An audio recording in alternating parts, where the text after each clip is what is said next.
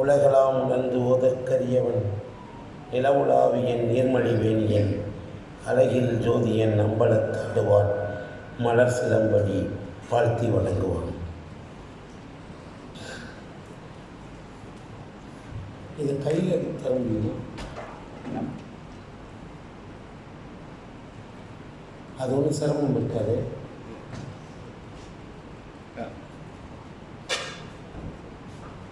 கையில் கொடுக்கலாம், ஒன்றும் சிரமம் இல்லை.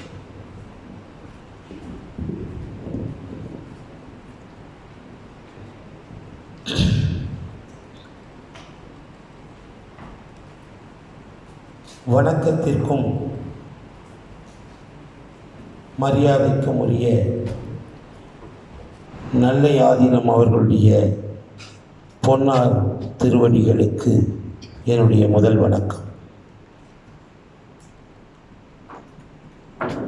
அகில இலங்கை இந்து மாமன்றம் நடத்துகின்ற இந்த நினைவு பேருரை நிகழ்வுக்கு வருகை தந்து பெருமை சேர்த்திருக்கக்கூடிய சான்றோர் பெருமக்களே, அகில இலங்கை இந்து மாமன்றத்தை சார்ந்த சான்றோர் பெருமக்களே,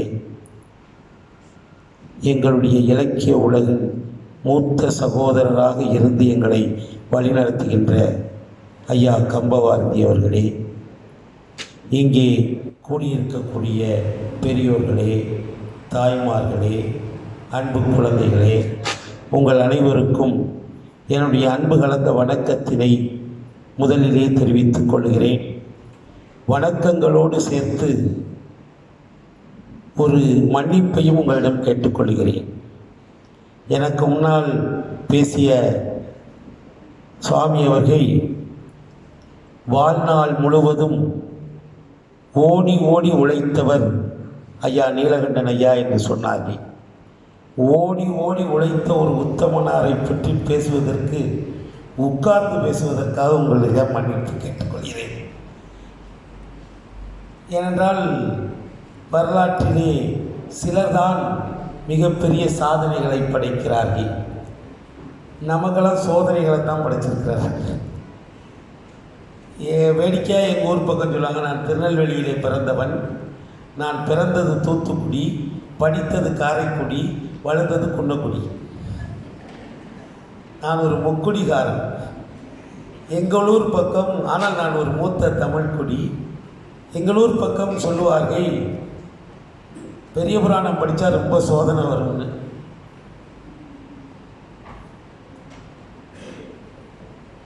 அது மூட நம்பிக்கையா என்னன்னு எனக்கு தெரியாது. ஆனால் என் வாழ்க்கையில் அது பழிச்சிருக்குது. 65 வயது தான் எனக்கு ஆகிறது. ஆனால் நின்று பேசக்கூடிய வாய்ப்பை எம்பெருமான் எனக்கு அருளி செய்யவில்லை. அதனால் அமர்ந்து பேசுவதற்காக ஆண்டோர் பெருமக்களின் பாதார விந்தங்களை பணிந்து என்னுடைய மன்னிப்பை முதலில் கேட்டுக்கொள்கிறேன்.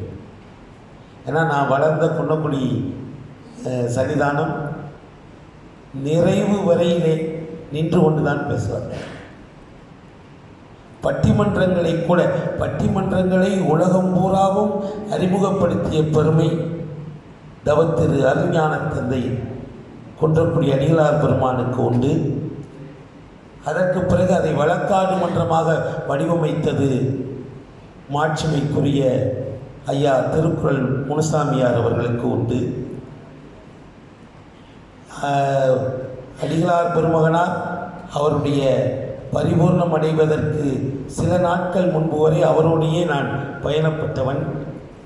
சென்னையிலே அவருக்கு கம்பன் அறக்கட்டளை, கம்பன் கண்ட வாழ்வில் அரசியல் சமூகம், அதுதான் அடிகளார் பெருமான் நிகழ்த்திய நிறைவு உரை. அதுதான். அதற்கு பிறகு அவர் உரை நிகழ்த்துகிற வாய்ப்பை ஆண்டவன் தரவில்லை. அதற்கு நானும் அடிகளார் அவர்களுடைய துணைவி உதவியாளராக இருந்த பரமூர் ஐயாவும் போயிருந்தோம். அப்போ நாங்கள் நிகழ்ச்சிக்கு கிளம்புறதுக்கு முன்னாலேயே மருத்துவர்கள் வந்து அவருடைய உடம்பை சோதித்து விட்டு சொன்னார்கள், நீங்கள் நின்று கொண்டு பேசக்கூடாது, அமர்ந்து கொண்டு பேசுவதாக இருந்தால் நீங்கள் நிகழ்ச்சிக்கு போங்கள், நின்று கொண்டு பேசக்கூடாது. என்று சொன்னார். உடனே இவர் யோசித்தார். சரி, நான் அமர்ந்தே பேசுகிறேன் என்று சொல்லிட்டு போனார். ஏவிஎம் சரவணன் எல்லாரும் முக்கிய பிரமுகர்கள் எல்லாரும் உட்கார்ந்துருக்குறாங்க. இந்த டாக்டரு இவர் சொன்னபடி கேட்க மாட்டாருன்னு தெரியும். அதனால் அவரும் வந்து வரிசையில் உட்கார்ந்துட்டார். இவர் அங்கே ஆஸ்பத்திரியில் தலையாட்டிட்டார். ஆனால் இங்கே வந்து அவரை சிறப்புரைக்காக அழைக்கிற போது அந்த ஏவிஎம் அறக்கட்டளை சொற்பொழிவது கம்பன் கண்ட ஆட்சியில் அரசியல் சமூகம் என்பது ஏவிஎம் அறக்கட்டளை சொற்பொழிவு. மருத்துவர்லாம் உட்காந்துருக்காங்க. 3 மருத்துவர் 3 பேர் முன்னால் உட்காந்துருக்குறாங்க. அவர் அழைச்சோடனே விறுவிறுன்னு எந்திரிச்சு போய் நிற்க ஆரம்பிச்சிட்டார். டாக்டர் அங்கேருந்து இப்படி தலையாட்டார். இவர் டாக்டர் பக்கமே திரும்பலை. கிட்டத்தட்ட 1.25 மணி நேரம் பேசினார். அவருடைய நிறைவு பேருரை அதுதான். 1.25 மணி நேரம் நின்று கொண்டே பேசினார். இறங்கி வந்து டாக்டர் மருத்துவரெல்லாம் ரொம்ப கோவிச்சிட்டாங்க. நாங்கள் என்ன சொன்னாலும் நீங்கள் உடல் நலத்தை பற்றி கவலைப்பட மாட்டேங்கிறீங்க. அப்போ அவர் சொன்னார், எவ்வளவு சமூகத்தில் பெரிய உயர்ந்த அந்தஸ்தில் இருக்கக்கூடியவர்களாம் இருக்கக்கூடிய அவையில் நான் எப்படி அமர்ந்து கொண்டு பேச முடியும் என்று கேட்டார். எனக்கு வழிகாட்டியாக இருந்தது அவர் தான். ஆனால் அவர் சொன்ன வழியில் நம்மளால் நடக்க முடியலையே. நடக்க முடியாதனால உட்கார்ந்துருக்கிறேன். அதனால் உங்களுடைய மன்னிப்பை கேட்டுக்கொள்கிறேன்.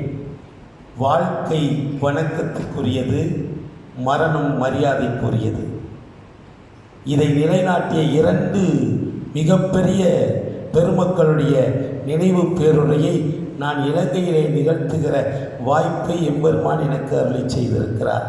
சென்ற ஆண்டு ஐயா கைலாய பிள்ளை அவர்களுடைய நினைவு பேருரையிலே கலந்து கொண்டேன். இந்த ஆண்டு ஐயா நீலகண்டன் ஐயாவுடைய நினைவு பேருரை நிகழ்த்துவதற்காக நான் இருக்கிறேன். அப்பொழுதே நவலப்பட்டியிலே ஒரு நிகழ்ச்சியிலே பிரணவனிடம் நான் சொன்னேன், இந்த முறை உங்களுடைய தந்தையாருடைய அந்த நினைவு பேருரையிலே நான் கலந்து கொள்ள முடியாத சூழ்நிலை. ஆனால் உலகத்தின் எந்த இடத்தில் இருந்தாலும் அடுத்த முறை கண்டிப்பாக உங்கள் தந்தையாருடைய நினைவு பேருரைக்கு கண்டிப்பாக நான் வருவேன் என்று ஆண்டவனை வணங்கி ஒரு உத்தரவாதத்தை கொடுத்தேன். அதை இன்றைக்கு ஆண்டவன் நிறைவேற்றி தந்திருக்கிறார். அதற்காக எம்பெருமானுக்கு என்னுடைய பணிவு சார்ந்த நன்றிகளை தெரிவித்துக் கொள்கிறேன். அவன் அருளாலே அவன்தால் வணங்கி அவன் ஆட்டுவித்ததால் தான் நாம் ஆடிக்கொண்டிருக்கிறோம். அற்புதமான திருவாசகத்தை பற்றி அன்னாருடைய நினைவு போற்றுகிற விழாவிலே சிந்திக்கக்கூடிய ஒரு வாய்ப்பு நமக்கு கிடைத்திருக்கிறது. நான் அறநெறிப்பாளர் கிட்டத்தட்ட அகில இலங்கை இந்து மாவட்டத்தின் அனுசரணையோடு இதுவரை 97 பள்ளிகளிலே இலங்கையினுடைய பல்வேறு மாவட்டங்களில் உள்ள 97 பள்ளிகளிலே, ஏன்னா என்னுடைய டார்கெட் என்னுடைய குறியீடு மாணவர்கள் தான். நான் இலங்கைக்கு அடிக்கடி வருவதற்கு காரணம் அதுதான். ஏன்னா எங்கள் ஊரில் பிள்ளைங்க சொன்னால் கேட்கறதில்லை. ஆனால் இங்கே தேவாரம் திருவாசகம் சொல்லுகிற போது மெய்மறந்து கேட்கக்கூடிய குழந்தைகள் இந்த மண்ணிலே இருக்கிறார்கள். திருமூல தேவநாயனார் இலங்கை மண்ணை சிவபூமி என்று ஏன் பாராட்டினார் என்பது இலங்கைக்கு பலமுறை வந்த பிறகுதான் எனக்கு தெரிந்தது. அவர்களிடத்திலே எல்லாம் திருவாசக பாடல்களை சொல்லுகிற போது என்னுடைய தந்தையார் வேலாயுதம் பிள்ளை அவர்களுடைய நினைவு எனக்கு வரும். 4 வயதிலே எனக்கு திருவாசகத்தை கற்றுக் கொடுத்தவர் என்னுடைய தந்தையார். பண் சுமந்த பாடல் பரிசு படைத்தருளும் பெண் சுமந்த பாகத்தன் பெம்மான் பெருந்துரையான் விண் சுமந்த கீர்த்தி வியன் மண்டல தீசன் கண் சுமந்த நெற்றி கடவுள் களிமதனை மண் சுமந்து கூலி கொண்டு அக்கோவால் மொத்துண்டு புன் சுமந்த பொன்மேனி பாடுதுங்கான் அம்மானாய். இதை என்னுடைய தந்தையார் எனக்கு சொல்லிக் கொடுக்கிற போது எனக்கு வயது 4. எங்கள் வீட்டிலலாம் அப்போ பெட் காஃபி கிடையாது. இப்போ எல்லாம் கலாச்சாரம். ஆங்கிலேயன் இந்த நாட்டை விட்டு போனாலும் அவன் விட்டு சென்ற கலாச்சாரங்களை நாம் இன்றைக்கும் கடைப்பிடிச்சிக்கிட்டு இருக்கிறோம். அதில் ஒன்று தான் பெட் காஃபி. ஆனால் ஆங்கிலேயன் ஏன் பெட் காஃபி குடித்தாங்கிற விஷயம் பல பேருக்கு தெரியாது. பகல் பூரா சாப்பிடுவாங்க, அவங்க மாமிசம் எல்லாம் சாப்பிடுவாங்க. ஆனால் பற்களில் நிறையா அந்த கழிவுகள்லாம் ஒட்டியிருக்கும். அதனால வெள்ளைக்காரன் என்ன பண்ணுவான், ராத்திரி படுக்க போயில ப்ரெஷ் பண்ணிடுவான். ப்ரஷ் பண்ணிட்டு தான் படுப்பாங்க அவங்க. அதனால காலையில் வரைக்கும் வேறு எதுவும் சாப்பிட மாட்டாங்க. அதனால காலையில் எழுந்ததும் ப்ரஷ் பண்ணாமலே காஃபியை குடிப்பாங்க. நம்மளால பெட் காஃபி குடிக்கிறத கற்றுக்கிட்டான், ஆனால் ராத்திரி பல்லு விளக்கணுங்கிறத மறந்துட்டாங்க. எங்கள் வீட்டில் அப்போ பெட் காஃபியெல்லாம் கிடையாது. நெல்லை மாவட்டத்தில் பார்த்தீங்கன்னா இந்த முந்தின நாள் பழைய சாதம் இருக்கும்ல, அதில் தண்ணீர் ஊற்றி வச்சுருப்பாங்க, நீராகாரம்னு சொல்லுவோம்.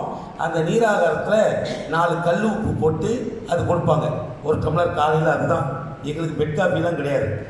4 வயது இருக்கும்போது எங்கள் அப்பா காலையிலே 5:30 மணிக்கே வெளியே வாக்கிங் போயிடுவாங்க. போகும்போது நாளே நோட்டில் வந்து எழுதி 6 பிள்ளைங்க என் கூட பிறந்தவங்க. அதில் ஒவ்வொருத்தருக்கும் ஒவ்வொரு நோட்டு போட்டு ராத்திரி படுக்கிறதுக்கு முன்னால் ஒவ்வொரு தேவாரமோ திருவாசமோ எழுதி வச்சுருவாங்க. எழுதி வச்சுட்டு எங்கள் அம்மாட்ட சொல்லிடுவாங்க, நான் போயிட்டு வர 1 மணி நேரம் ஆகும், இந்த பாட்டை ஒப்பிச்சா நீராகாரம் கொடுங்க, இல்லைன்னா அதுவும் கிடையாது. 4 வயதில் சத்தியமாக சொல்கிறேன், ஒரு டம்ளர் நீராகாரத்துக்காக தான் திருவாசகத்தை படித்தேன். அப்போ ஒரு எழுத்துக்கு கூட எனக்கு, ஒரு வார்த்தைக்கு கூட எனக்கு அர்த்தம் தெரியாது. என்னடா அப்பா வயசான காலத்தில் படிக்க வேண்டியதெல்லாம் இப்போ போட்டு நம்ம தலையில் திரிக்க பார்க்குறாரு இன்னும். அப்போ எனக்கு கடுமையான கோபம் வந்தது. ஆனால் இன்றைக்கு உலக அரங்குகளிலேயெல்லாம் போய் திருவாசகத்தை படிக்கிற போது என்னுடைய தந்தையாருடைய அருள் பிச்சை, அவர் போட்ட பிச்சை தான் நான் திருவாசகத்தை நாவார பாடுகிற ஒரு வாய்ப்பு எனக்கு கிடைத்திருக்கிறது என்பதை நினைக்கிற போது அந்த பெருமானாரையும் நான் இந்த இடத்திலே நினைவு கூற ஆசைப்படுகிறேன். தொல்லை இரும்பிறவி சூழும் தலை நீக்கி அல்லல் அறுத்து என ஆனந்தமாக்கியதே எல்லை மறுவா நெறியளிக்கும் வாதவூர் எங்கோன் திருவாசகம் என்னும் தேன். திருவாசகத்துக்கு மட்டும்தான் தேன் என்ற அடைமொழி உண்டு. திருமந்திர தேன், தேவார தேன், திருமுறை தேன், அதெல்லாம் தேன் போன்ற பாடல்கள் தான், அது சந்தேகம் கிடையாது. ஆனால் இந்த தேன் என்கிற அடைமொழி எதோடும் சேராது. திருவாசகத்துக்கு மட்டும்தான் தேன் என்று சேர்த்து திருவாசகத்தேன். குன்றக்குடி அடிகளார் பெருமான் திருவாசகத்தேன்னு நூல் எழுதியிருக்கிறாங்க. அவர்கள் எழுதிய 74 புத்தகங்களில் ஒன்று திருவாசகத்தேன். ஏன் இந்த தேன் என்ற அடைமொழி திருவாசகத்திற்கு மட்டும் வந்தது? அது நிறைய பேருக்கு தெரியாது. திருவாசகத்துக்கு உரை எழுதுகிற வழக்கமே கிடையாது. டாக்டர் தமிழ் தாத்தா டாக்டர் உவே சாமிநாதையருடைய நெருங்கிய நண்பர் பூவாளூர் தியாகராஜ செட்டியார், அவருக்கு ஒருத்தர் போய் கேட்டார், ஐயா நீங்கள் சாமிநாதையற்ற பாடம் கேட்டவங்க, நல்ல சைவ புலமை உள்ளவங்க, தமிழ் புலமை உள்ளவங்க, திருவாசகத்துக்கு இதுவரைக்கும் உரை இல்லையே, ஒரு நல்ல உரை எழுதக்கூடாதா அப்படின்னு கேட்டாங்க. அவர் சொன்னார், இந்த ஓடுற காவிரி ஆற்றில் என்னை விழுந்து சாக வேணாலும் சொல்லு, ஆனால் உரை எழுத சொல்லாங்க. ஏனென்றால் திருவாசகம் என்பது உரை எழுதி படித்து தெரிந்து கொள்ளக்கூடியது அல்ல, அது உணர்ந்து தெரிந்து கொள்ள வேண்டிய ஒன்று.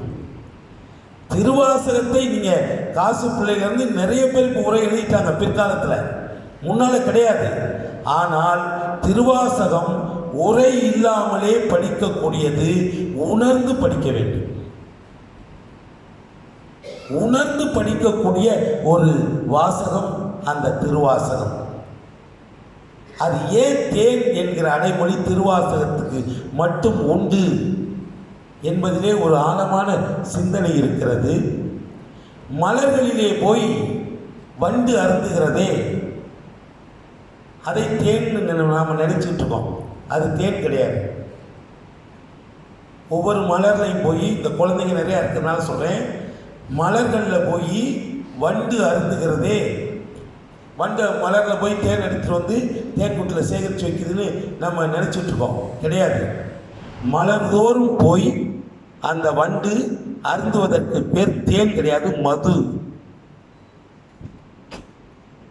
நம்ம சங்க இலக்கியங்கள்லாம் மது உண்ட வண்டு என்றுதான் சொல்றது வழக்கம். தேன் கிடையாது அது. அதே மாதிரி தேன்னா இனிக்கும், ஆனால் மது என்பது கசக்கும். நம்ம குடிக்கிற மதுவும் அப்படிதான். மது என்பது கசப்பானது. ஆங்கிலத்தில் அதுக்கு ஹனி என்பது வேறு, நெக்டர் என்பது வேறு. ஆங்கிலத்திலே நெக்டர் அப்படின்னு சொன்னால் மது. இந்த மதுவைத்தான் மலர்கள் தோறும் தேடி போய் தேனீக்கள் அமர்ந்து அதை உறிஞ்சி எடுத்துட்டு வருது. உறிஞ்சி எடுத்துட்டு வந்து அப்படியே இதில் சேமிக்கிறது இல்லை, தேன் அணைகளில் அது சேமிக்காது. தேனி மிக சுறுசுறுப்பானது, உழைப்புக்கு ஒரு உதாரணமாக உள்ளது. எறும்பும் தேனியையும் தான் சொல்கிறோம். இந்த தேனி கசப்பான மதுவை உறிஞ்சுகிறது. ஒவ்வொரு மலர்களில் உறிஞ்சுது. எல்லா மலர்களில் எக்ஸப்ஷன் 1-2 இருக்கும், விதிவிலக்கு 1-2 மலர்களில் இயல்பாகவே இனிப்பான மது கிடைக்கும். மது தேன் இல்லை, மது கிடைக்கும். ஆனால் பெரும்பாலும் அதிலே கசப்பான மது தான் கிடைக்கும். அதை இந்த தேனி உறிஞ்சி அப்படியே உள்ள ஜீரணிக்காது, உள்ளே கொண்டு போய் அதனுடைய வயிற்றுக்குள்ளே ஒரு சின்ன பை இருக்கும். அந்த பையில் கொண்டு போய் சேர்த்து வச்சுக்கணும். சேர்த்து வச்சுக்கிட்டு அந்த தேனியினுடைய அந்த பைக்குள்ள அந்த உள்ள வயிற்று பகுதியில் ஒரு சின்ன பை இருக்கும். அந்த பையில் அந்த தேன் துளிகளை, அந்த தேனில் மதுவினுடைய துளிகளை சேகரித்து வச்சுக்கணும். அப்புறம் அந்த வயிற்றுக்குள்ள ஒரு ரசாயன மாற்றம் நிகழ்கிறது. அங்கே உள்ள சுரக்கக்கூடிய ஒருவித சுரப்பு நீர் அந்த சலைனோடு சேர்ந்து கசப்பான அந்த மதுவை இனிப்பான தேனாக அதுதான் மாற்றுது. பூக்கள் இனிப்பான தேனை தரல, வயிற்றுக்குள்ளே இருக்கக்கூடிய பையிலே சுரக்கக்கூடிய ஒரு வகை திரவத்தோடு சேர்ந்து மது, கசப்பான மது தேனாக மாறி இனிப்பான தேனாக மாறுகிறது. அந்த தேனை கொண்டு வந்து அது அணைகளிலே சேமித்து வருகிறது. மாணிக்க வாசகர் என்கிற தேனி இறைவனுடைய அது பல மலர் சுத்தல, இறைவனுடைய பாத கமலங்கள் என்கிற ஒரே மலரை மட்டும் தேடி போய் தன் வாழ்க்கையிலே அதனால் கசப்பான பல அனுபவங்களை உட்கொண்டு இனிப்பான தேனாக தந்ததால் அந்த பாட்டுக்கு திருவாசகர் தேன் என்று பெயர்.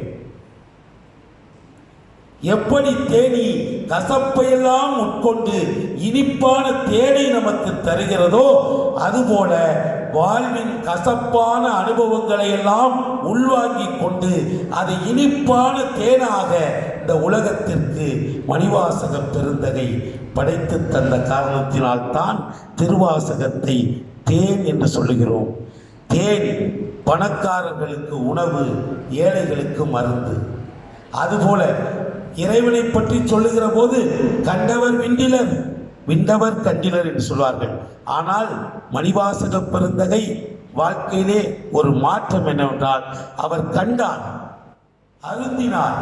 அந்த அருள் அமுதத்தை, அந்த உணர்வை அப்படியே தன்னுடைய பாடல்கள் மூலமாக இந்த உலகுக்கு தந்தார். கண்டவர் யாரும் விண்டிலர், ஆனால் இவர்தான் விண்டவர். தன்னுடைய அனுபவத்தை அவர் விண்ட காரணத்தினால் அந்த அனுபவத்தின் பொலிவாக இருக்கக்கூடியதுதான் திருவாசகத்தேன். இதிலே இன்னொரு கருத்தும் இருக்கிறது. உங்களுக்கு வரலாறு சொல்ல வேண்டிய அவசியம் இல்லை. சிவபூமியிலே வந்து நான் மாணிக்கவாசகருடைய வரலாறு சொல்லுவது கொள்ளந்தரில் ஊசி விற்கிற மாதிரி. அதனால் அது என்னுடைய வேலையும் அல்ல, அது எனக்கு அது சொல்ல போனால் அது வேண்டாத வேலை. அதனால் நான் அந்த வரலாறுக்குள்ளே போல, மணிவாசக பெருந்தகை வாதவூர் அடிகள், அப்போ மணிவாசகன் பேர் கிடையாது, வாதவூர் அடிகள் 46,000 பொன், அந்த பொன்னை எடுத்துக்கொண்டு தங்க காசு அதை எடுத்துக்கொண்டு புறவிகளில் சேவகர்களோடு சேர்ந்து அவர் ஒரு நாட்டினுடைய முதலமைச்சராக இருந்தவர். அரசியலிலே இருந்துதான் பல பேர் துறவிகளாக வந்திருக்கிறார்கள். ஆனால் இன்னைக்கு பல பேர் துறவிகளாக இருந்து அரசியலுக்கு போய்கிட்டு இருக்காங்க. அதனால தான் குழப்பமே சிக்கலே வருது.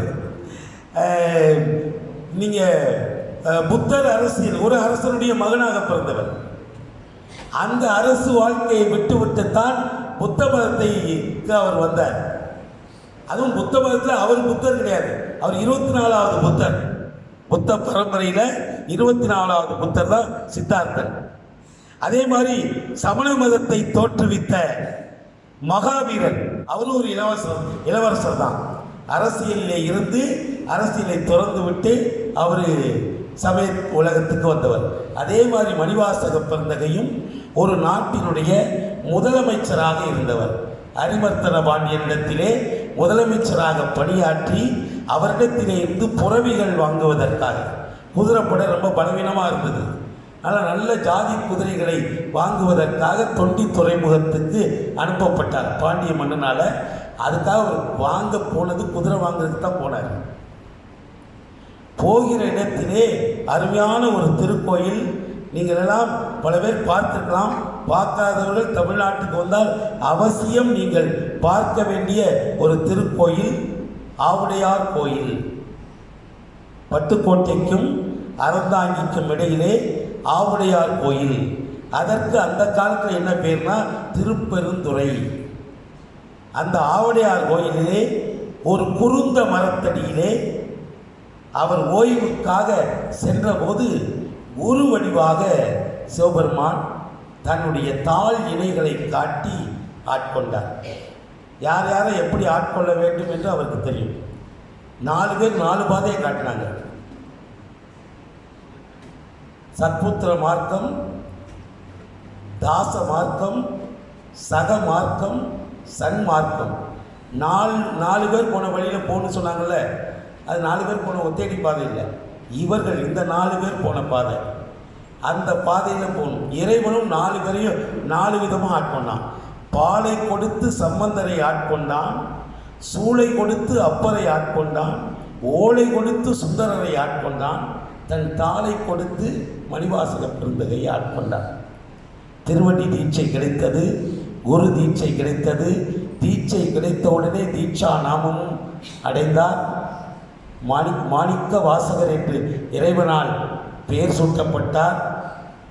அப்பவுமே அவர் இறைவன் திருவடிக்கு போயிருக்கான், ஆனால் போகலை, இருன்னு சொல்லிட்டு போயிட்டார் சிவபெருமான்.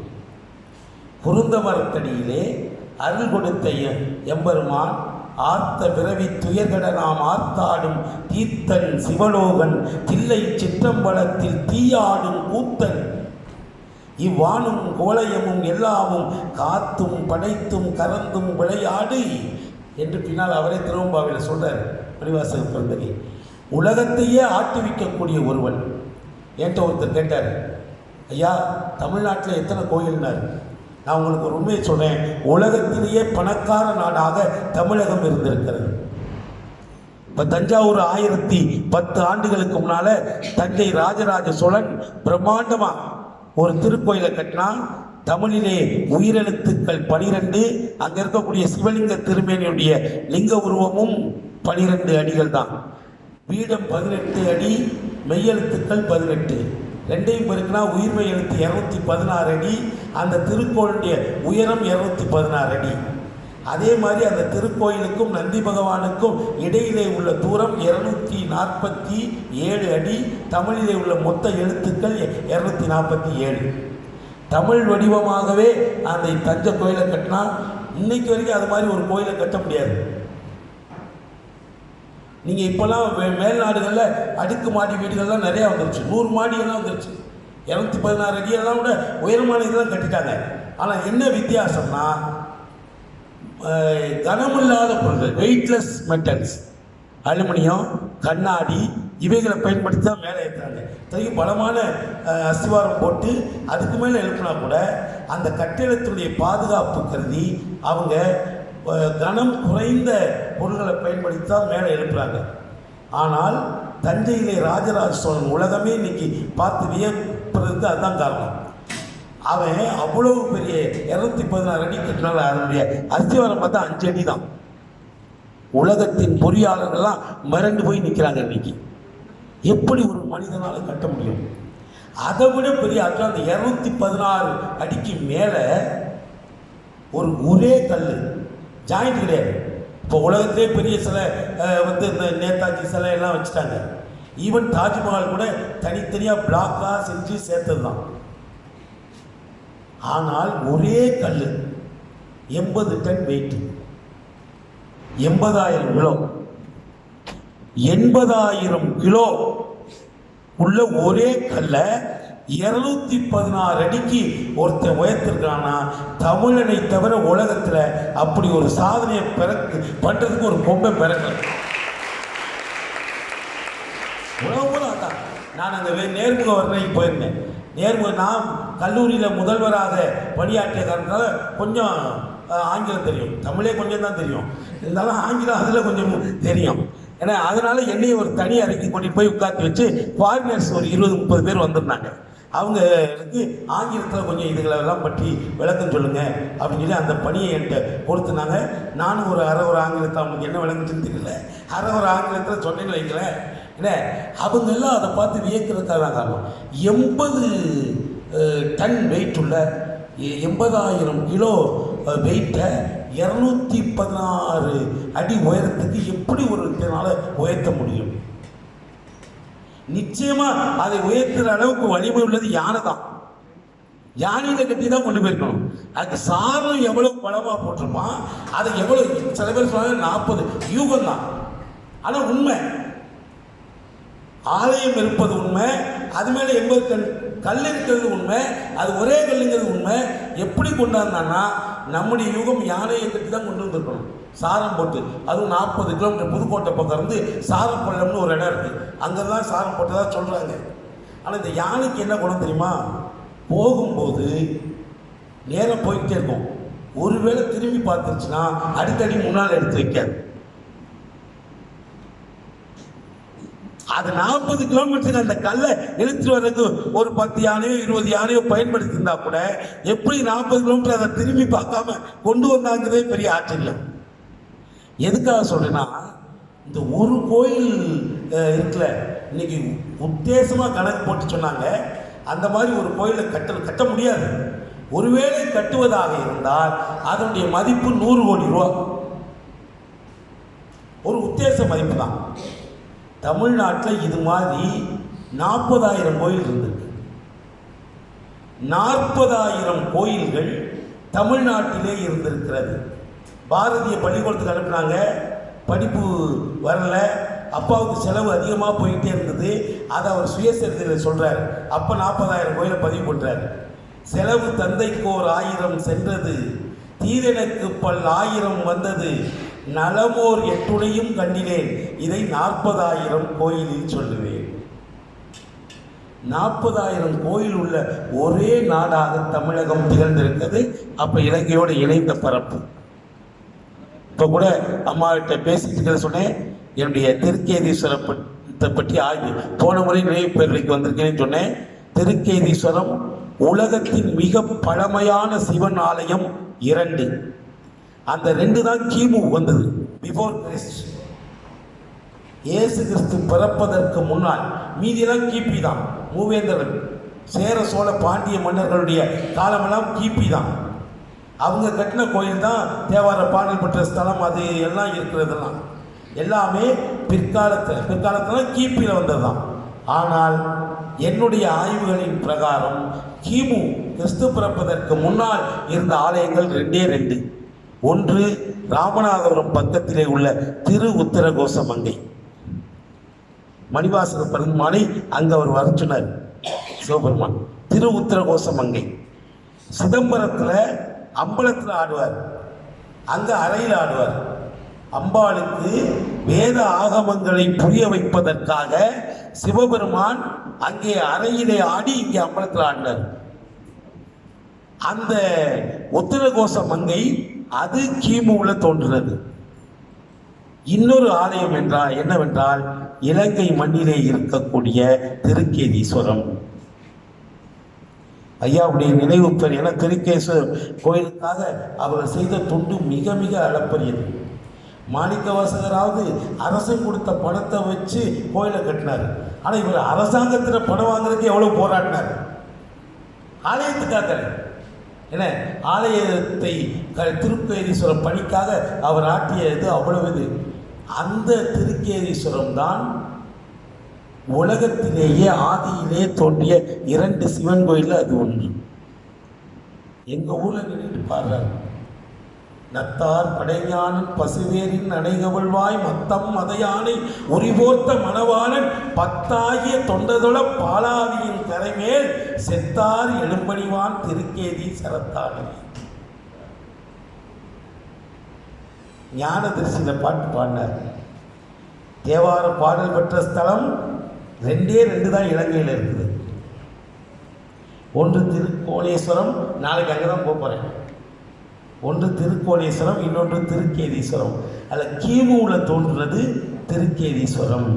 அதை தான் இப்போ என்னுடைய ஏற்கனவே பிஹெச்டி பெரிய புராணத்தில் பண்ணிட்டேன். என்னுடைய அடுத்த ஆய்வு உலகத்தின் பழமையான கோயில் சிவன் கோயில், அது திருக்கேதீஸ்வரம் தான் என்று இதுவரைக்கும் எனக்கு கிடைத்த தரவுகளின்படி திரு உத்தரகோச மங்கையை விட பழமையானதாக திருக்கேதீஸ்வரம் தெரிகிறது. எதையும் நான் வலிந்து நிறுவ முற்படவில்லை. வரலாற்றிலே ஆதாரம் கிடைக்கிற பட்சத்தில் என்னுடைய பாதை பயணம் சரியாக இருக்குமானால், ஆய்வு பயணம் சரியாக இருக்குமானால், உலகத்தின் முதல் கோயில் திருக்கேதீஸ்வரம் தான் என்ற ஆய்வு நூல் மிக விரைவிலே இலங்கை மண்ணிலே வெளியிடப்படும்.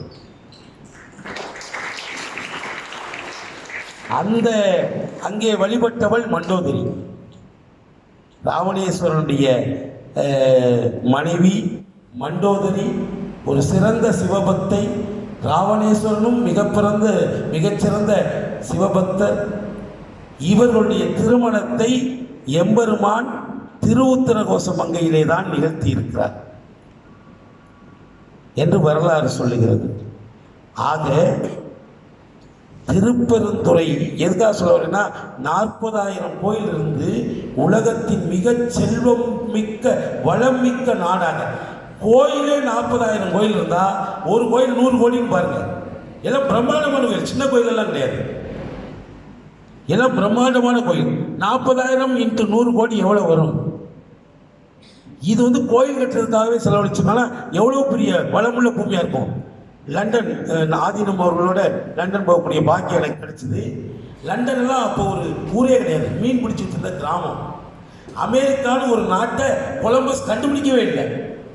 அப்போவே தஞ்சாவூர் கோயிலை கட்டிட்டாங்க. அப்போ உலகத்திலேயே செல்வ செழிப்பான நாடாக தமிழ்நாடு தான் இருந்தது. உங்களை ஏன் ஆவுடையார் கோயிலுக்கு போக சொல்றேன்னா, இன்னைக்கும் ஸ்தபதி ஒர்க் இருக்குல்ல, கோயில் ஸ்தபதி வேலைகள் பார்க்குறாங்கல்ல, அதில் மகாபலிபுரத்தில் தான் அந்த சிற்ப கலைக்கூடம் இருக்கு. அவங்க அந்த நீங்கள் ஆவுடையார் கோயில் போனீங்கன்னா, மணிவாசக பிறந்தகை அந்த திருப்பரந்துறையில் அவர் எழுப்பின கோயிலில் பிற்காலத்தில் வந்தது தான். அதில் ஒரு முன்னால் ஒரு முன் சாளரம் ஒன்று போட்டிருப்பாங்க. ஒரு பெரிய அந்த இதில் டெரஸில் இது போடுறோம்ல, பீம் போடுறோம்ல, இது மாதிரி அந்த முன் சாளரம் ஒன்று போட்டிருக்காங்க. கோயிலுக்குள்ளே நுழையும் போதே நீங்கள் அது 20 அடி நீளம். அந்த முன் சாளரத்தில் அற்புதமான சிற்ப வேலைப்பாடுகள், அவ்வளவு அற்புதமான சிற்ப வேலைப்பாடுகள் இருக்கும். அந்த சிற்ப வேலைப்பாடு அது மாதிரி ஒரு முன் சாளரத்தை அமைப்பதற்கு இதுவரைக்கும் ஆள் கிடையாது. அதனால் மகாபலிபுரம் ஸ்தபதிகளாக இருக்கட்டும், கும்பகோணத்து ஸ்தபதிகளாக இருக்கட்டும், இல்லை மதுரையே இப்போ சிற்ப குடம்லாம் வந்துருச்சு, மதுரை ஸ்தபதிகளாக இருக்கட்டும், அக்ரிமெண்ட் போடுவாங்கள, ஒப்பந்தம்.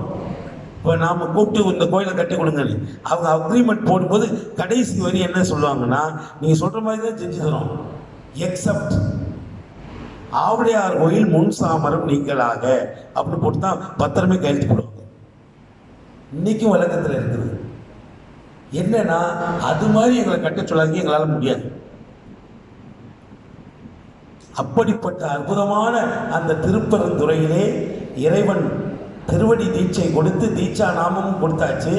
கூடவே கூட்டிட்டு போயிருக்கலாம், ஆனால் அவர் இருண்டு போயிட்டார். இறைவனுடைய அருளை எவ்வளவு நுட்பமாக மணிவாசகர் உள்வாங்கி இருக்கிறார் பாருங்கள். இந்த இறைவன் அங்கே ஒரு திருவிளையாடல் பண்ணார். மணிவாசக பெருந்தகைக்கு அருள் கொடுத்ததோடு இல்லாமல் அவர் இனிமேல் பாடப்போகிறார். அற்புதமான திருவாசகம் வரப்போகிறது. திருவாசகத்துக்கு உருகாதார் ஒரு வாசகத்துக்கு முருகார் என்ற பழமொழி உருவாகப் போகிறது. வான்கலந்த மாணிக்க வாசக நின் வாசகத்தை நான் கலந்து பாடுங்கால் நற்கருப்பஞ்சாற்றினிலே தேன் கலந்து பால் கலந்து செழுங்கனியின் தீஞ்சுவை கலந்து ஊன் கலந்து உயிர் கலந்து ஒட்டாமல் இனிக்கக்கூடிய அந்த திருவாசக அமுதம் மக்களுக்கு கிடைக்க வேண்டும் என்று எம்பெருமான் ஆசைப்பட்டார். இந்த உலகம் ஒரு காலத்தில் அழியும், நீரால தான் அழியும். நெருப்பை விட நீருக்கு தான் சக்தி அதிகம். பிரளயத்திலே ஊழி பிரளயத்திலே இந்த உலகம் பூரா கடலுக்குள்ளே போயிடுச்சுன்னா அந்த கடை ஊழி வரும் காலத்திலே இறைவன் தனியா இருப்பான்ல, அப்ப அவனுக்கு பொழுது போகிறதுக்காக திருவாசகத்தின் ஒரு பிரதி எடுத்து பக்கத்தில் வச்சிருக்கான். கடையூழி வரும் தனிமை கணிக்கவன்றோ எம்பெருமான் உன் வாசகத்தில் ஒரு வாசகம் கருதியது. இறைவனே தனிமை துன்பத்தை போக்கிக் கொள்ள அவன் பக்கத்தில் ஒரு நூல் வச்சிருக்கிறானா, அது அந்த திருவாசகம் என்கிற தேன். அது இந்த உலகத்துக்கு எப்படி கிடைச்சதுன்னா மாணிக்க வாசகரால் கிடைக்கல, எம்பெருமானுடைய திருவுள்ளத்தால் கிடைத்தது. மாணிக்க வாசகரை அப்பமே அருள் கொடுத்து ஆட்கொண்டிருந்தால் அவர் போயிருப்பாரு, திருவாசகம் நமக்கு கிடைச்சிருக்காரு. நீங்கள் வீட்டில் பசுமாடு இருக்குல்ல, பசுமாடு பால் சொரியணும்னா என்ன பண்ணுவாங்க, கன்று குட்டியாக விட்டு விடுவாங்க. இந்த கன்று குட்டி போய் அந்த மடுவில் போய் தாய் மடுவில் போய் அந்த பாலை உறிஞ்சும். பொதுவாக பாலை கறந்து எடுக்கலாம், ஆனால் நமக்கு நிறையா பால் வேணும்னா முதல்ல கன்றுக்குட்டியாக ஊற்று விடணும். கன்றுக்குட்டி போய் பாலை குடிக்கும். பாலை குடிச்சிட்டு பாதி குடிக்கும் போது அதை இழுத்து கட்டிடுவாங்க. கட்டுறதுக்கப்புறம் அந்த தாய் பசு பாலாக சொரிய ஆரம்பிச்சோம். பாசத்தின் காரணமாக அந்த கன்றுக்குட்டிக்கு பால் கொடுத்து கொண்டிருந்த அந்த தாய் பசு கன்றுக்குட்டியை பிடிச்சி இழுத்துட்டோம்னா நீங்கள் கறக்கவே வேண்டாம், தன்னால் பால் சொல்லும்.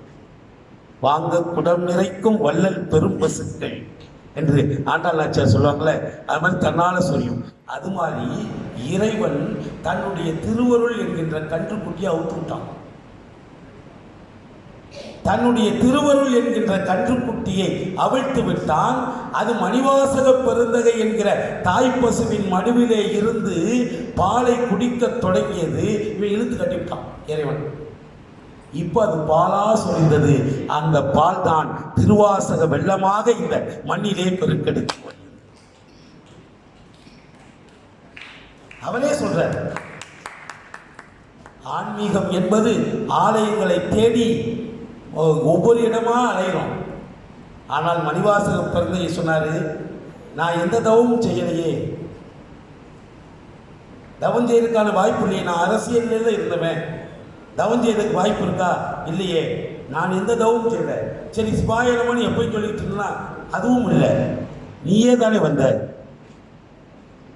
தானா வந்த இல்லை, வாலண்டரியா வந்த இல்லை, நானேயோ தவம் செய்தேன், சிவாய நம என பெற்றேன், தேனாயின் அமுதமுமாய் தித்திக்கும் சிவபெருமான் தானே வந்தான். நான் கூப்பிடல, அவனை பார்த்து பக்தி கூட செலுத்தல, ஆனால் தானே வந்து எனது உள்ளம் புகுந்து அடியேற்கு அருள் செய்தான். ஊனாரும் உயிர் வாழ்க்கை ஒருத்தன்றே வெறுத்திடவே. இந்த மனித பிறவி இருக்கிறதே, இது ஒரு காரணத்துக்காக படைக்கப்பட்டிருக்கிறது. அந்த மனித வாழ்வினுடைய அர்த்தத்தை புரிந்து கொண்டவர்கள் தான் மகான்களாக மாறுகிறார்கள். நீங்க இந்து மதத்து என்கிற முகத்துக்கு 2 பாவைகள் இருக்கு. பாவை என்றால் என்ன தெரியுமா, கண்ணுக்குள்ள இருக்கிற கருவட்டம், அதுக்குதான் பாவைன்னு பேர். அதே மாதிரி இந்து மதம் என்கிற முகத்துக்கு ஒரு பாவை ஆண்டாள் நாச்சியார் அருளி செய்த திருப்பாவை, இன்னொரு பாவை மணிவாசக பெருந்தகை அருளி செய்த திருவம்பாவை. ஆதியும் அந்தமும் இல்லா அருட்பெரும் ஜோதியை யாம்பாட கேட்டேயும் வாழ்தடங்கள் மாதே வளர்ந்தியோ வன்சிதியோ நின்சவிதான் மாதேவன் வார்களங்கள் வாழ்த்திய வாழ்த்தொழி போய் மீதிவாய் கேட்டலுமே விம்மி விம்மி மெய்மறந்து போதார் ரமணியின் மேல் நின்றும் புரண்டிங்கள் ஏதேனும் ஆகால் கிடந்தால் என்னே என்னே இதே எந்தோழி பரிசேலோர் என்பாவாய். பாடுகிற போதே தேனாக தித்திக்கக்கூடியது. திருவம்பாவை. அதனால தான் நமக்கு மட்டும் இல்லை, இறைவனுக்கே தித்திப்பாக இருந்தது. அதனால தான் பாவை பாடிய வாயால் கோவை பாடுகன்னு சிதம்பரத்தை கூப்பிட்டார் அவரை. அப்போ ஊனினை உருக்கி உள்ளொளி பருத்துகிற அந்த வாசகம். நான் சுவிட்சர்லாந்துக்கு ஒரு முறை போயிருந்தேன். அங்கே கதிர்வேலாயுத சுவாமி ஆலயம் என்று சன்னிதானம்லாம் போயிருப்பீங்கன்னு நினைக்கிறேன். அங்கே ஒரு ஈழத்தமிழர்களால் மிக சிறப்பாக நிர்வகிக்கப்படக்கூடிய ஒரு இது. உலகத்திலே வெள்ளை மயில் இருக்குல்ல, வெள்ளை மயில் ரொம்ப ரேர், ஆனால் அந்த கோயிலில் இருக்குது. அது ஒரு கந்த சஷ்டி பூஜை நடக்கும்போது 6 நாள் கந்த சஷ்டி விழா நடக்கும். நான் கந்தபுராண சொற்பொழிவுக்காக போயிருந்தேன். 6ஆவது நாள் சூரசம்ஹாரம் நடக்கும். அது ஒன்று தான் கவர்மெண்ட்டு வீதியில் நடத்துறதுக்கு பெர்மிஷன் கொடுத்துருக்காங்க. ஆல்ஸ் மலை அடிவாரத்தில் கட்டுப்பாடுகள் நிறைந்த பகுதியில் அந்த சூரசம்ஹாரம் நடக்கும். அதில் சொற்பொழிவுக்காக போயிருந்தேன். அங்கே ஒருத்தர் ஒரு கேள்வி கேட்டார்.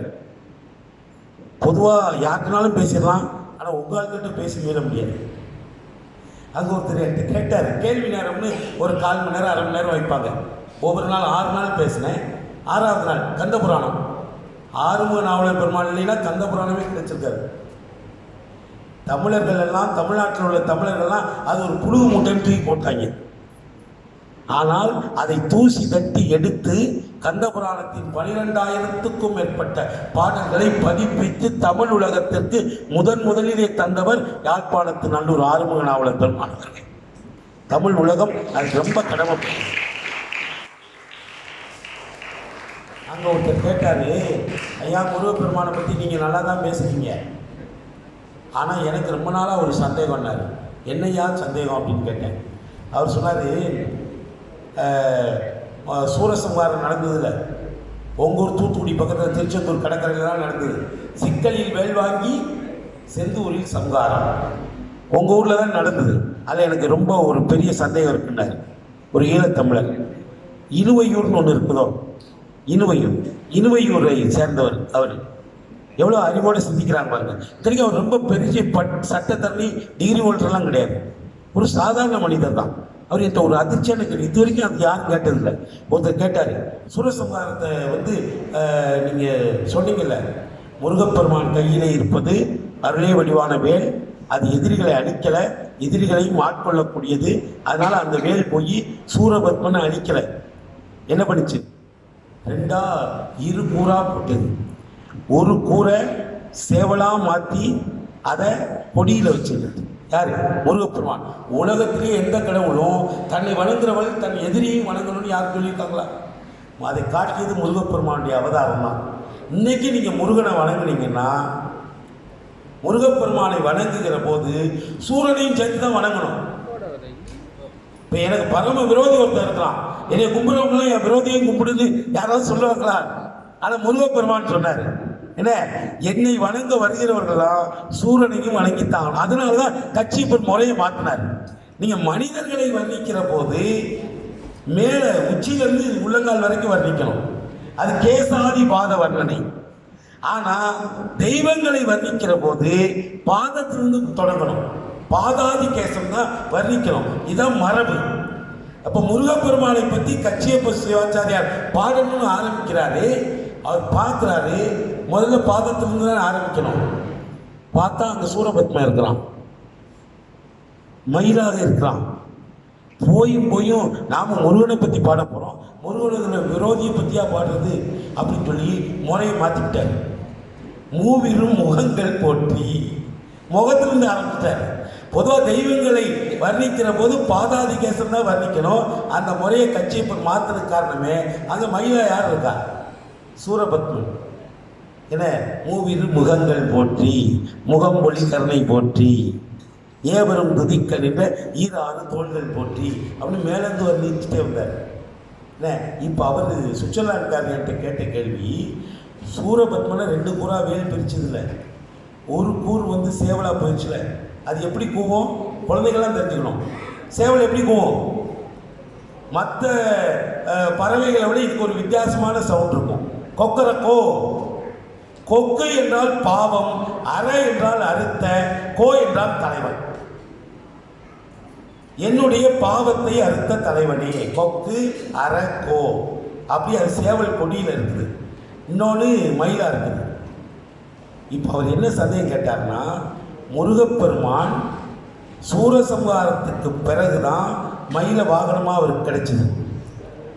அப்போ பிறந்ததுலேருந்து அவர் நடந்தா வந்தாரான்னா, பிறக்கும்போது வாகனம் இல்லையா? இந்த பல கதையெல்லாம் சொல்கிறீங்கல்ல, விநாயகருக்கு அப்பா அம்மாவை சுற்றி வந்து பழத்தை வாங்கிட்டாரு, ஆனால் இவர் மயில் மேலே ஏறினாருங்கிறீங்க. பிறந்தவுடனே அவருக்கு ஏது மயில்? சூரசம்ஹாரம் நடந்து தானே மயிலை வாகனமாக மாற்றினாரு. அப்போ அவரு வந்து அவருக்கு வாகனம் இருந்ததா, என்ன வாகனம் இருந்தது அப்படின்னு கேட்டார். என்ன வாகனம் இருந்தது தெரியுமா? அப்பையும் மயில் தான் இருந்தது. முருகப்பெருமானுக்கு 2 மயில். பழத்துக்காக அவர் சுற்றி வருகிற போதும் அவர் மயில தான் வந்தார். அது எந்த மயில் தான்? இந்திரன் தான் மயிலாக இருந்தான். இப்போ நான் இங்கேருந்து திருக்கோதையை இது நேற்று கொட்டக்கலையில் பேசினேன், முத்துமாரி கோயிலில். அங்கேருந்து இங்கே வரணும், என்னை யார் கூப்பிட்டாங்களோ அவங்க தானே வாகனம் கொடுக்கணும். அவங்களுக்காகத்தான் நான் போய் பேசுகிறேன். அதனால் ஒரு வாகனம் வச்சு என்னை 20 ரூபா இங்கே கொண்டு வந்து விட்டாங்க. அதே மாதிரி இந்திரன் மகனை கொண்டு போய் சயந்தனை கொண்டு போய் சிறப்பிடிச்சு வச்சுட்டான் சூரபத்மன். அதை விடுவிக்கிறதுக்காக இவர் போனார். போய் இந்திரன் வந்து சிவபெருமான்கிட்ட விண்ணப்பம் கொடுத்தாரு. சிவபெருமான் வேற, முருகன் வேற இல்லை. தற்புருஷம் அகோரம் வாமதேவம் சத்யோஜிதம் ஈசானம். ஒரு சதுர பெட்டியை கற்பனை பண்ணிக்கிட்டீங்கன்னா, கனசதுர பெட்டியை கற்பனை பண்ணிக்கிட்டீங்கன்னா, தற்புருஷம் அகோரம் வாமதேவம் சத்யோஜிதம் 4 முகம், மேல் முகம் ஈசானம் ஒரு சதுர பெட்டியில். அப்போ கீழே ஒரு முகம் இருக்குல்ல. சிவபெருமான் 5 முக கடவுள், 5 முக கடவுள், 5 முகம் இருக்குது. 6வதா ஒரு முகம் இருக்கு, அது உள்நோக்கிய முகம், அதுக்கு அதோ முகம்னு பேர். இந்த 5 முக கடவுள் தான் 6வது ஒரு முகத்தை சேர்த்துக்கிட்டு முருகப்பெருமானா அவதாரம் பண்றாரு.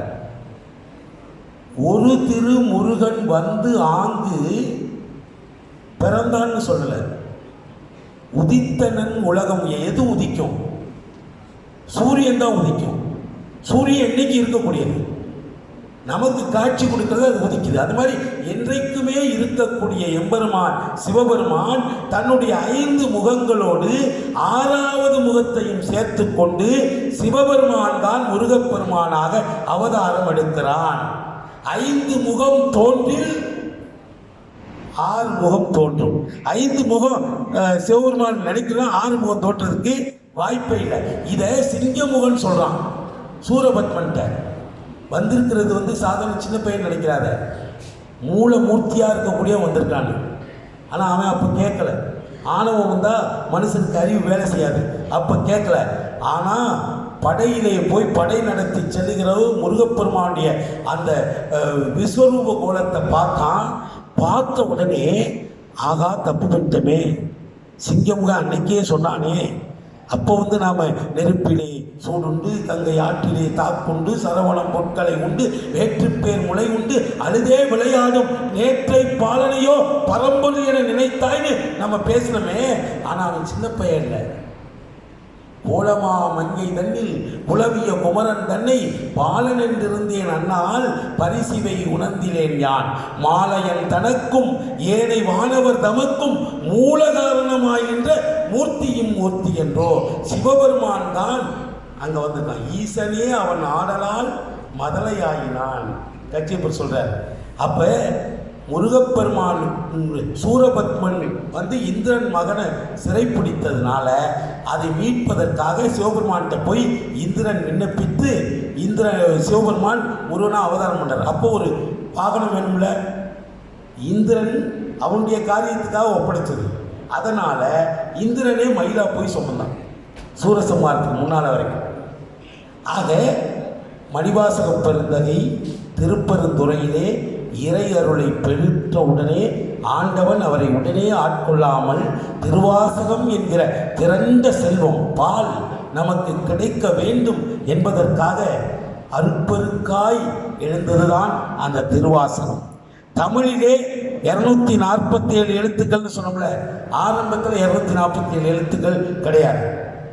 குழந்தைகளுக்கு தெரியுமா தமிழில் ஆரம்பத்தில் எத்தனை எழுத்துக்கள் இருந்தது தெரியுமா?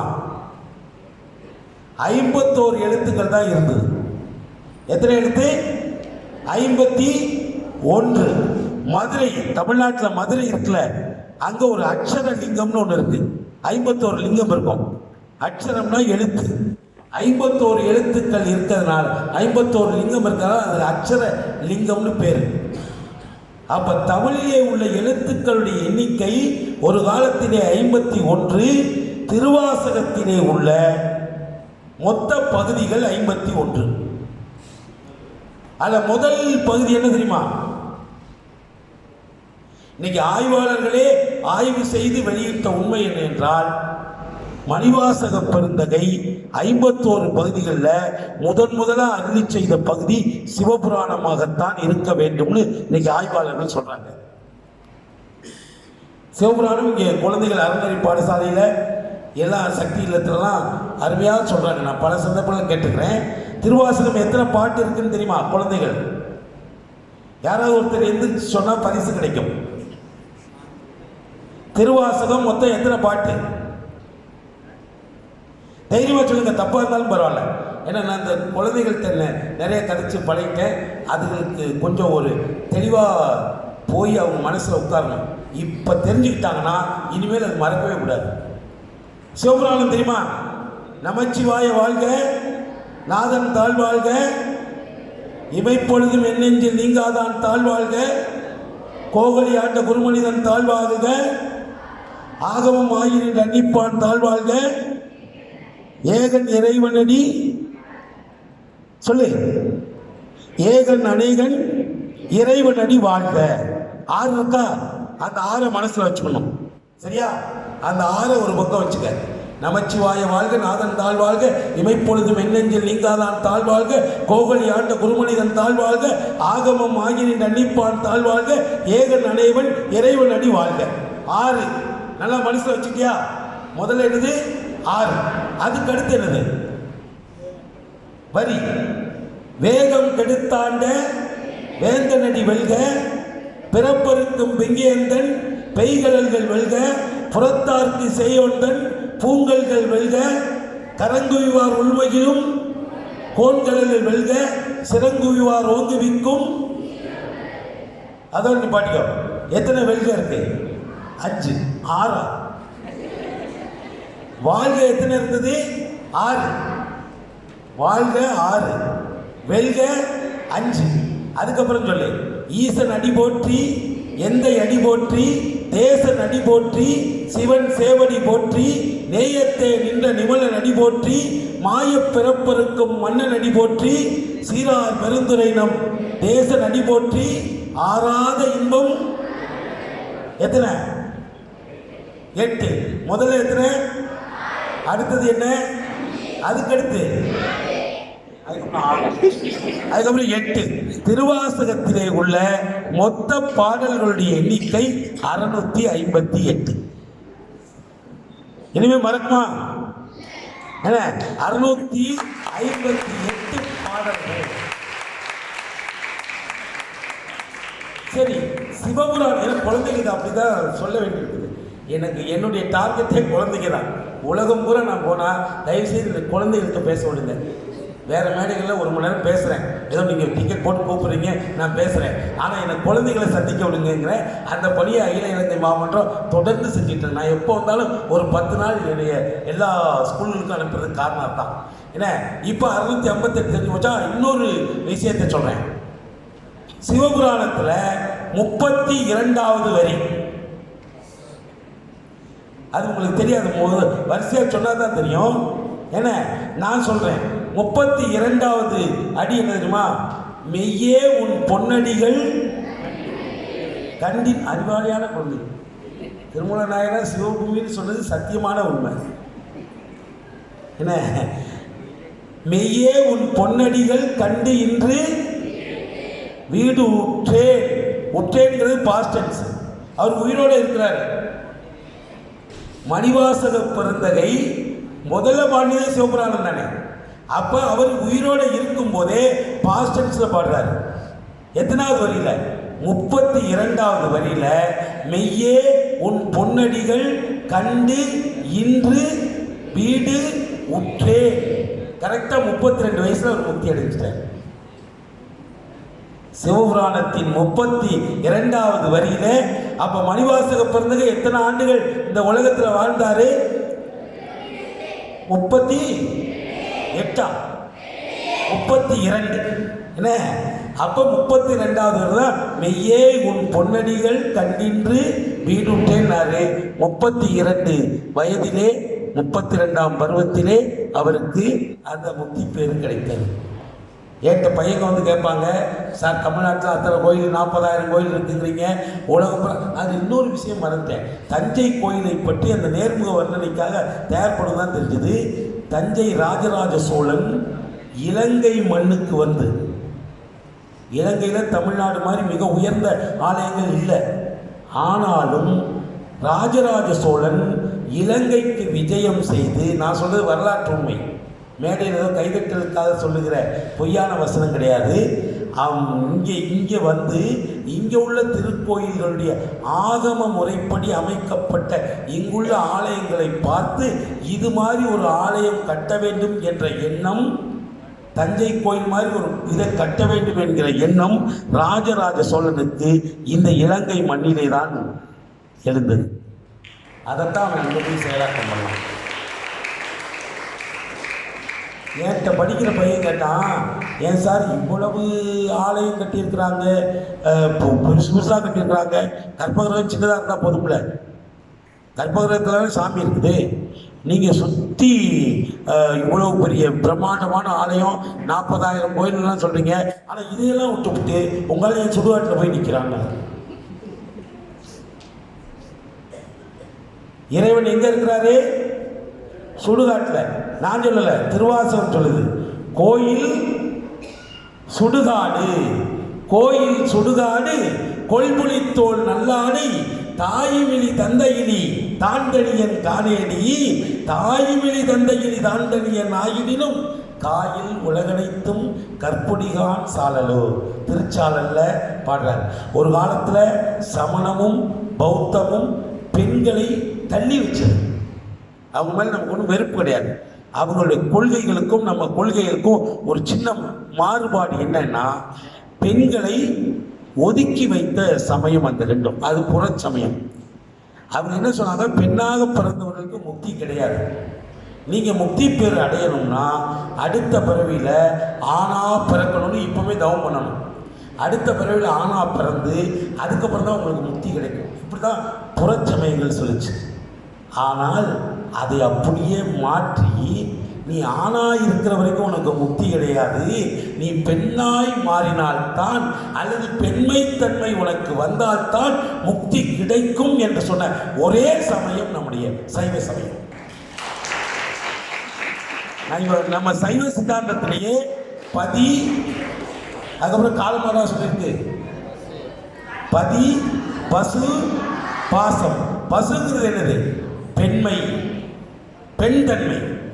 முன்னம் அவனுடைய நாமம் கேட்டால், மூர்த்தி அவனிருக்கும் வண்ணம் கேட்டால், பின்னை அவனுடைய ஆரூர் கேட்டால், பேர்த்தும் அவனுக்கே பிச்சியானால், அன்னையையும் அத்தனையும் அன்றே நீத்தால், அகன்றார் அகலிடத்தால், ஆச்சாரத்தை தன்னை மறந்தால், தன் நாமம் கெட்டால், தலைப்பட்டால் நங்கை தலைவன் தானே.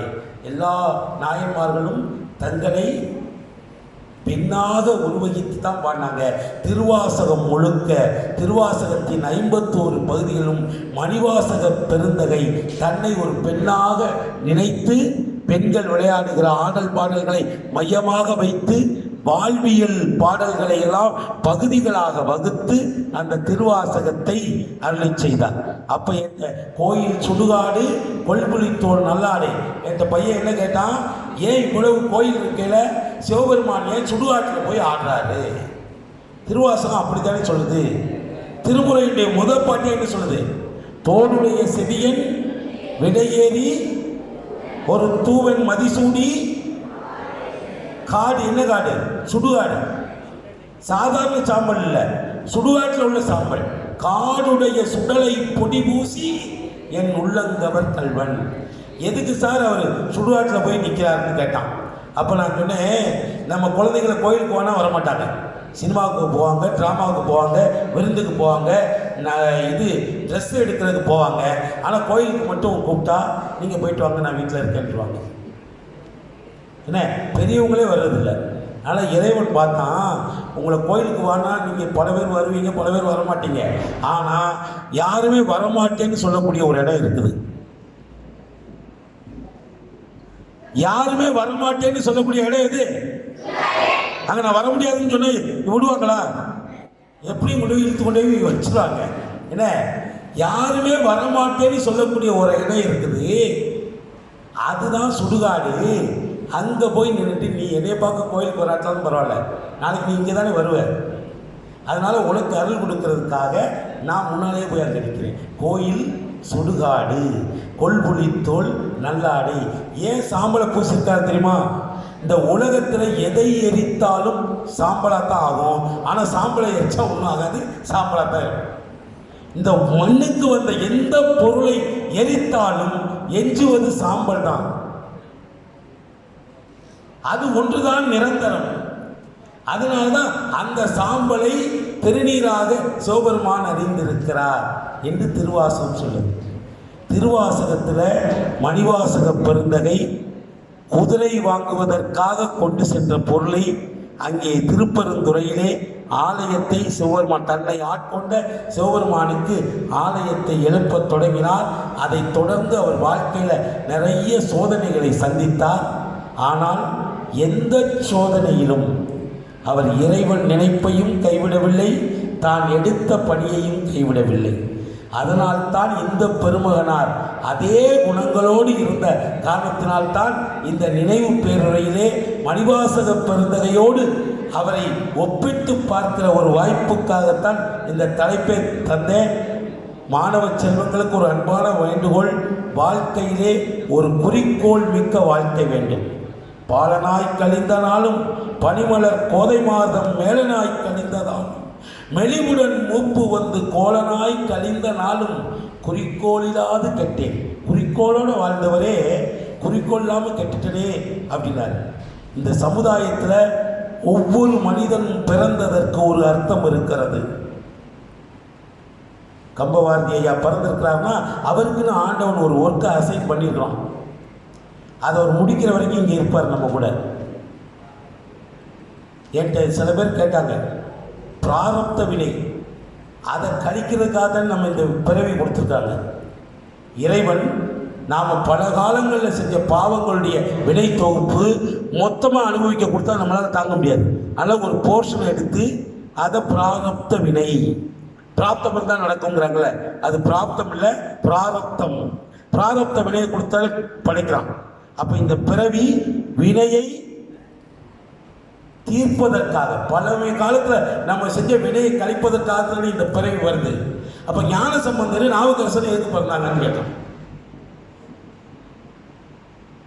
அவங்களும் அப்போ பாவம் பண்ணவங்களா? ஞான சம்பந்தரும் நாவுக்கரசர் பெருமானும் சுந்தரமூர்த்தி சுவாமிகளும், சுந்தரமூர்த்தி சுவாமி இறைவனோட ரொம்ப இறைவனுடைய நெருக்கமான தோழர், அணுக்க தொண்டர்.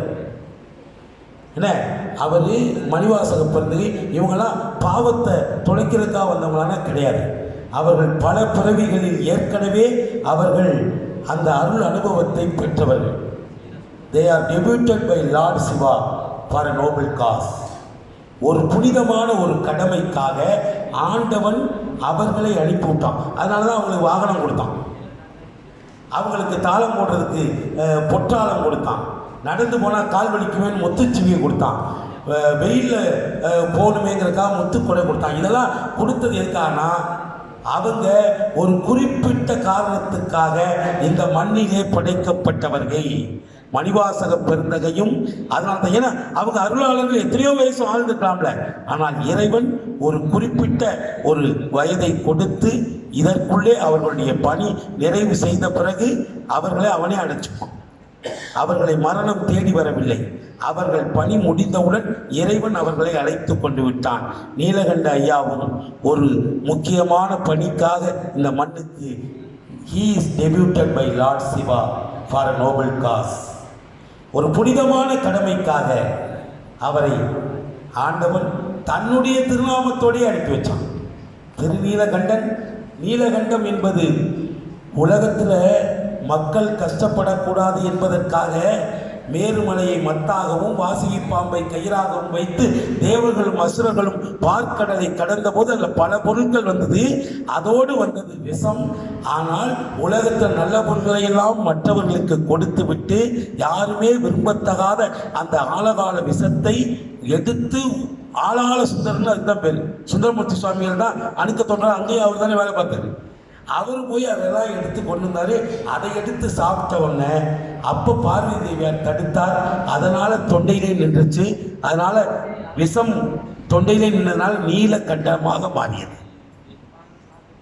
ஆனால் எம்பெருமான் ஐயா நீலகண்டன் ஐயாவையும் தன்னுடைய பெயரோடையே இந்த மண்ணுலகத்துக்கு அனுப்பி உனக்கென்று ஒரு கடமை இருக்கிறது. ஈழத்திலே ஆலயங்கள் புனரமைப்பு பெற வேண்டும்.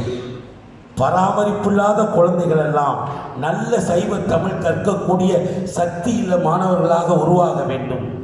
இந்து மாமன்றம் சகல பொருள் ஆதாரம், வாழ்க்கைக்கு ஆதாரமே பொருள். அதனாலதான் பொருள் ஆதாரம்னு வச்சாங்க. அருளாதாரம்னு யாரும் சொல்றது இல்லை, பொருளாதாரம். ஒரு சங்கமாக இருந்தாலும் ஒரு அமைப்பாக இருந்தாலும் அதற்கு பொருள்தான் ஆதாரமாக இருக்க வேண்டும். இந்த இந்து மாமன்றத்தினுடைய கட்டட பணிகளிலேயும் திருக்கேதீஸ்வரர் ஆண்டவன் கோயிலை அரசு கொடுத்த படத்தை வச்சு மணிவாசர் கட்டினார். ஆனால் அரசாங்கத்தோடு பலகாலம் போராடி அருமையான திருக்கேதீஸ்வரத்தை மிகப்பெரிய ஒரு திருப்பணிக்கு கொண்டு வந்து இன்றைக்கு அது கும்பாபிஷேகம் நடைபெறக்கூடிய நிலையிலே இருக்கிறது என்று சொன்னால் அமரர் ஐயா நீலகண்டன் ஐயா அவர்களுடைய தனிப்பெரும் சேவைதான் அதற்கு காரணம். தொண்டுக்காகவே பிறந்த அந்த மாமனிதன் அவருடைய வாழ்க்கையிலே ஒரே ஒரு குறிக்கோள், இந்த சமுதாயத்திற்கு. நாம் சில பேர் எதுக்கு வாழ்ந்தோம்னே தெரியாமல் வாழ்ந்துட்டு போயிடும். ஆலம் பழம் இருக்குல்ல, சின்ன பழம் தான், சிவப்பு கலரில் இருக்கும் ஆலம் பழம். அதை பிச்சு பார்த்தீங்கன்னா உள்ள 1000 புல் நெறிஞ்சிட்டு இருக்கும். அது மாதிரி இந்த பூமி பந்தில் புழுக்களாக பல பேர் வாழ்ந்துட்டு போகிறாங்க. மனோன்மணியம் சுந்தரம் பிள்ளை சொன்னார், இந்த இது வாழைப்பழத்துக்குள்ள ஆயிரக்கணக்கான புழுக்கள் நெளிகிற மாதிரி வாழ்ந்துட்டு போகிற வாழ்க்கை ஒரு வாழ்க்கையா? கணம் கணம் தோன்றி கணம் கணம் மறையும் பிணம்பலை இவரெல்லாம் பிறந்தார் என்பவோ உதும்பர தருவினில் ஒரு கனி அதனுள் பிறந்திரும் அசகம் இவரிலும் கோடி பிறந்தார் என்போர் புகழுடன் சிறந்தோர். எனக்கு ரொம்ப நாளாக ஒரு சந்தேகம், திருக்குறளை படிக்கிற போது தோன்றி புகழோடு தோன்றுக, எப்படி புகழோடு தோன்ற முடியும்? பிறக்கும் போது குழந்தை எதுவும் இல்லாமல் தானே பிறக்குது. ஆனா வள்ளுவன் சொல்றான் பிறக்கும் போதே புகழோட பிறக்கணும். அது யாருன்னா நீலகண்டன் ஐயா மாதிரியான அவதார புருஷர்களுக்குத்தான் அது பொருந்தும். பழைய காலங்களிலே செய்த அந்த நற்பயன்களை பார்த்து இறைவன் பாராட்டி அவர்களை உங்களுடைய தொண்டு தொடர வேண்டும் என்று அவருக்கு புகழ் இங்கே வரல. இறைவனுடைய சன்னிதானத்திலேயே புகழோடு இருந்த பெருமக்களை ஒரு சில காரணங்களுக்காக இந்த பூமியிலே பிறக்க வைக்கிறான். அப்படி பிறந்த ஒரு அவதார புருஷராக ஐயா கந்தையா நீலகண்டன் அவர்களை நான் பார்க்கிறேன். நான் இந்து சமயத்திற்கு 2 கண்கள், 2 பாவை, திருப்பாவை திருவம்பாவை என்று சொன்னேன். அதுபோல அகில இலங்கை இந்து மாமன்றத்துக்கும் 2 கண்களாக ஐயா கைலாய பிள்ளை அவர்களும் ஐயா நீலகண்டன் ஐயாவும் இருந்து இந்த மாபெரும் மனித பணிக்கு, மனிதநேய பணிக்கு மகுடம் சுட்டி இருக்கிறார்கள். அவர்களுக்கு பிறவி என்பது அவர்களுக்கு முடிந்து விடவில்லை. எங்கெல்லாம் நல்ல காரியங்கள் நடக்கிறதோ அங்கெல்லாம் அவர்கள் தோன்றா துணையாக இருந்து செயல்படுத்துவார்கள். ஐயா நீலகண்டன் ஐயாவுடைய அந்த பணிகள் நீடூழி அது முடிஞ்சிடல, அது ஒரு தொடர் பணி. அந்த பணி தொடர்ந்து கொண்டே தான் இருக்கும். அதற்கு நாமும் பாடுபட வேண்டும். எப்படி மணிவாசக பெருந்தகை ஒரே குறிக்கோளோடு அந்த தன்னுடைய பயணத்தை வாழ்ந்தாரோ அதுபோல குறிக்கோள் உள்ள வாழ்க்கையை மாணவர்கள் வாழ வேண்டும். அதே மாதிரி ஐயாலாம் அருமையாக சொன்னாங்க அவருடைய துணிச்சலை பற்றி. துணிச்சல் வேணும், குழந்தைகளுக்கு துணிச்சல் வேணும். இந்த நாட்டில் தப்பு பண்ணுறவங்களாம் தைரியமாக நடக்கும். பாரதி ரொம்ப வருத்தப்பட்டான், ஏன்னா தப்பு பண்ணுறவங்களாம் தைரியமாக நடக்கிறானே, நீ நியாயத்துக்காக போராடுகிறவன் தைரியம் வேண்டாமா? பாதகம் செய்பவரை கண்டால் நீ பயம் கொள்ளலாகாது பாப்பா, மோதி மிதித்து விடு பாப்பா. அவர் முகத்தில் காரி துப்புங்கிறான். ஏன்னா அவன் தப்பு பண்ண அவன் தைரியமா போறான்ல, நல்லது செய்யறதுக்கு நான் ஏன் பயப்படணும்? மோதி மிதித்து விடு பாப்பா.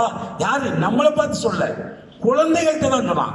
ஏன்னா அந்த குழந்தைகள் நீலகண்டன் ஐயாவை போன்ற வீரம் மிக்கவர்களாவார்கள்.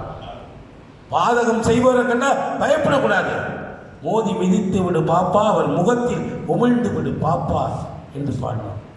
ஆக ஒரு நல்ல அற்புதமான ஒரு கடமைக்காக ஒரு குறிக்கோள் வாழ்க்கை, தைரியம் மிக்க வாழ்க்கை. விவேகானந்தர் தெரியுமா உங்களுக்கு? விவேகானந்தர் பார்த்துருக்கீங்களா படத்தில்? அவர் பெரிய ஃபுட்பால் சாம்பியன்.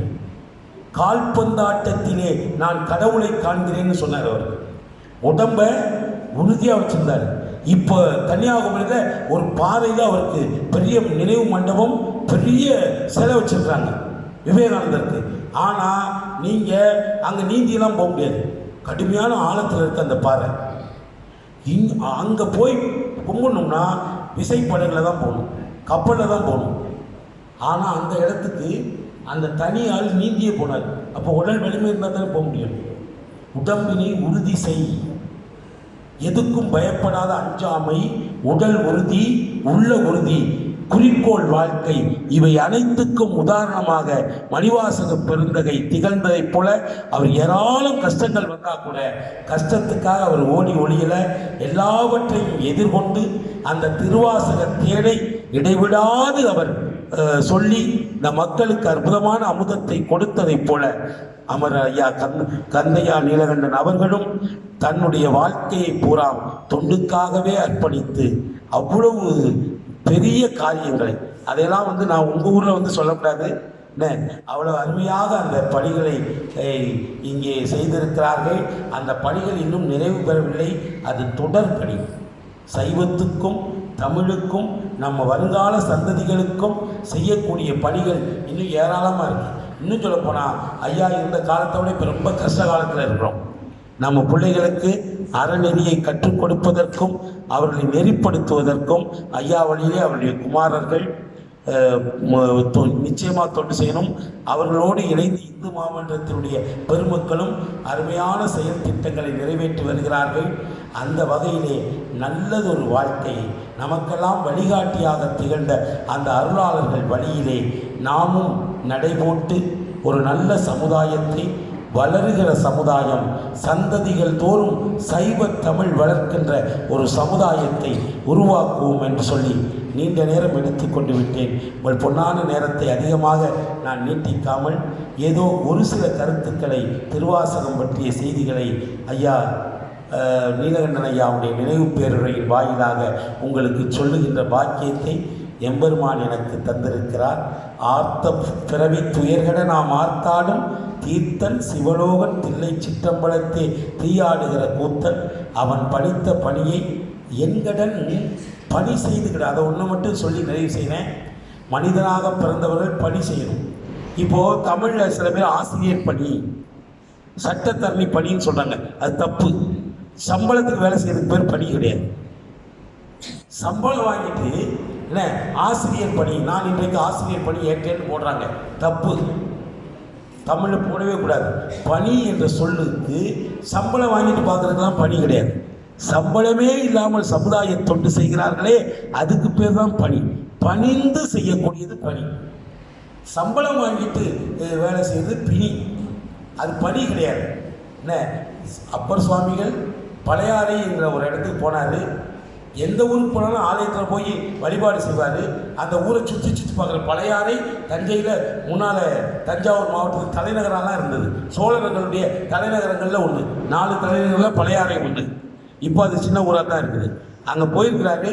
போனால் சுற்றி சுற்றி பார்க்குறாரு, எங்கேயும் சிவன் கோயிலே இல்லை. இல்லை, கோயில் இல்லாத ஊரில் குடியிருக்க வேண்டாம்னு சொன்னாங்க. இங்கே ஒரு கோயில் நீ எப்படி வழிபாடு தெரியாமல் ஒரு குப்பை மேட்டுக்குள்ளே மேலே உட்காந்து யோசிச்சுட்டு இருந்தார். அப்போ உள்ளூர்காரர் ஒருத்தர் போனார், அவரை கூப்பிட்டு ஏன் இந்த ஊரில் சிவன் கோயில் ஒன்றையும் காணுமே, இந்த ஊரில் கோயிலே கிடையாதுன்னு. உடனே வந்தவன் சொன்னால், ஏன் கோயில் இல்லை, அது மேலே தான் நீங்கள் உட்காந்துருக்கீங்கன்னா. திடுக்கிட்டு எந்திரிச்சார். என்னையா சொல்லுங்க, உள்ளே தோண்டி பாருங்க, சிவலிங்கம் இருக்குன்ட்டான். உண்மையாக தோண்டி பார்த்தா உள்ள அருமையான சிவன் கோயில் இருந்திருக்கு. சமண பள்ளியில் சாப்பிட்டு போட்ட குப்பை கூலத்தெல்லாம் போட்டு அந்த ஊர் சிவன் ஆலயத்தையே மூடிட்டாங்க. அப்போ தான் உழவாரத்தை கையில் எடுத்தார்.